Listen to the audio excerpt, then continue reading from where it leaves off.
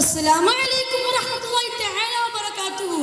ആദരവായ മുത്ത് മുഹമ്മദ് സ്വല്ലല്ലാഹു അലൈഹി വസല്ലമയുടെ 1500-ാം ജന്മദിനാഘോഷ പരിപാടിയുടെ ഭാഗമായി നടത്തുന്ന ഈ എക്സോഡിയം വേദിയിൽ ഞാൻ നിങ്ങളുടെ മുമ്പിൽ ഒരു കൊച്ചു കഥ പറയാം. എല്ലാവരും ശ്രദ്ധിച്ച് കേൾക്കണേ.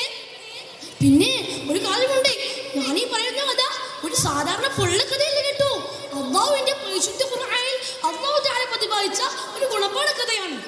പണ്ടൊരു നാട്ടിൽ പടച്ചാനുള്ള പണം പാലങ്ങൾക്ക് തള്ളിക്കൊണ്ട് പരിശുദ്ധ ജീവിതം നയിച്ച ഒരു നല്ലവനായ പണക്കാരനുണ്ടായിരുന്നു. വർഷാവർഷം കൊയ്ത്തിനും അടുക്കുമ്പോൾ അദ്ദേഹം നടാകെ വിളംബരം ചെയ്യും. ഞാനാദിക്കുന്നു പാലങ്ങൾ ആ ദിനം പാടത്തേക്ക് ഒഴുകും. കൊയ്തെടുത്ത തായങ്ങളിൽ നിന്ന് വലിയൊരു പൊങ്കും അദ്ദേഹം പാലങ്ങൾക്ക് നൽകുമായിരുന്നു. അങ്ങനെ ആ നാട്ടിലെ കണ്ണിലുണ്ണിയായി അറിയപ്പെടാൻ അദ്ദേഹത്തിന് അധികം നാൾ വേണ്ടി വന്നില്ല. പക്ഷേ ഈ സൽപ്പത്തിലേക്കുണ്ടായിരുന്നു.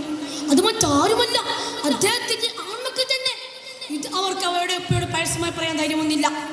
അങ്ങനെ കാലങ്ങൾ കടന്നുപോയി. ആ പിതാവിനെ അതോ തിരിച്ചു വിളിച്ചു. അപ്പോൾ ആ മക്കളുടെ മനസ്സിൽ സന്തോഷത്തിന്റെ സൂചിച്ചു. ഇല്ല, ഈ ഒരു ചെറു തരി പോലും കൈപ്പിന് സമ്മതിക്കില്ല. ഒന്നാമനും മൂന്നാമനും അട്ടാസിച്ചു. അല്പം ഈമാനുണ്ടായ രണ്ടാമൻ പറഞ്ഞു, ഇല്ല, ഞാൻ ഉപ്പയുടെ പാതന്നെ പിന്തുടരും. ഇല്ലേ, റബ്ബിന്റെ പരീക്ഷണം വന്നേക്കാം. ഓഹോ, ആവട്ടെ, നീ എന്റെ ഓഹയിൽ നിന്ന് എന്ത് പറഞ്ഞാലും ചെയ്തോ. ഞങ്ങളുടെ ഓഹയിൽ നിന്ന് ഒരു ചെറുതായി പോലും കൈപ്പിക്കാൻ ഒരിക്കലും സമ്മതിക്കില്ല. അവസാനം ഒന്നാമന്റെയും മൂന്നാമന്റെയും സമ്മതപ്പെട്ട് രണ്ടാമത് നിലപാട് മാറ്റി. അങ്ങനെ അവർ പുതിയ പുതിയ പുതിയ പദ്ധതികൾ ആവിഷ്കരിച്ചു. കൊയ്ത്ത് ദിവസം അടുത്തു. നാളെയാണ് ദിനം. ഇപ്പോൾ ഉപ്പയുണ്ടായിരുന്നേ നാടാകെ പെരുമ്പറ മുയക്കിയേ. പക്ഷേ ഇവർ പെരുമ്പറ പോയിട്ട് ചുണ്ടുപോലും ഉലക്കിയില്ല. കാരണം ആരും അറിയരുതല്ലോ. നാളെ ലഭ്യമാവുന്ന വിളവർദ്ധനവും ലാഭോത്സവം കണ്ട് 3 പേരും സന്തോഷത്തോടെ ഉറങ്ങി. പിറ്റേന്ന് പ്രഭാതം പൊട്ടിയിടർന്നു. മനസ്സിൽ ഒരാളെ സന്തോഷം പുതിയ കത്തിച്ച് 3 പേരും പാടത്തേക്ക് കുതിച്ചു. പാടത്തെത്തിയപ്പോൾ അവർ അമ്പരന്നു പോയി. പാടത്ത് കതിർമണി പോയിട്ട് ഒരു ചെറു കച്ചി തുരുമ്പ് പോലുമില്ല. എല്ലാം കത്തിച്ചാമ്പലായിരിക്കുന്നു. ഇല്ല, ഇത് നമ്മുടെ തോട്ടം നീയാണോ? നമുക്ക് വഴി മാറിയോ? അവർ പരസ്പരം നോക്കി പറഞ്ഞു. അവർ വന്ന വഴി ഒന്നും ശ്രദ്ധിച്ചു. ഇല്ല, മാറിയിട്ടില്ല. ഇത് നമ്മുടെ തോട്ടം തന്നെയാണ്. ഇത് പാങ്ങോട് ആക്കി പിടിച്ചു വെച്ചതിന് പൊളച്ചെന്ന പൈസ തന്നെ.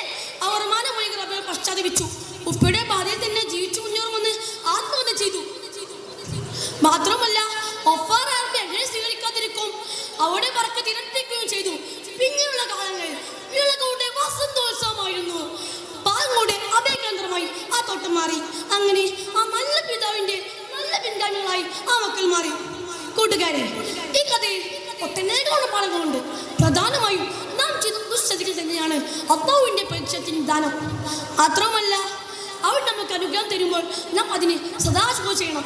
ഇല്ലേ, അവൻ നമ്മെ പരീക്ഷിച്ചേക്കാം. ഈ കഥയിലെ നമ്മുടെ പാഠങ്ങളെല്ലാം ഉൾക്കൊണ്ട് ഇരു ലോകം വിജയിക്കാൻ അല്ലാഹു തൗഫീഖ് ചെയ്യട്ടെ. ആമീൻ. ശുഭം. ഈ കഥ ഇവിടെ അവസാനിച്ചിരിക്കുന്നു. അസ്സലാമു അലൈക്കും വറഹ്മത്തുള്ളാഹി തആല വബറകാതുഹു.